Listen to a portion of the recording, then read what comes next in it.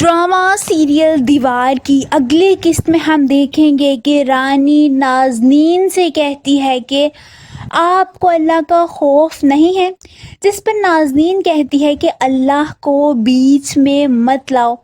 رانی کہتی ہے کہ کیوں نہ لاؤں، اللہ اپنے حقوق تو معاف کر دے گا مگر بندوں کے حقوق معاف نہیں کرے گا جب تک کہ وہ خود معاف نہ کر لیں۔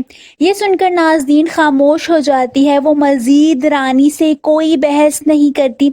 وہیں ہم دیکھیں گے کہ گڑیا باجی اور احمر شارق سے کہتے ہیں کہ تم اتنے بے حس کیوں ہو گئے ہو، جس پر شارق بھی ڈھیٹ بن کر کہتا ہے کہ ہاں میں ہوں بے حس انسان، میں بہت زیادہ ڈھیٹ ہوں، جذبات سے عاری انسان ہوں جسے کسی کی کوئی قدر نہیں اور نہ ہی رشتوں کی کوئی پرواہ ہے۔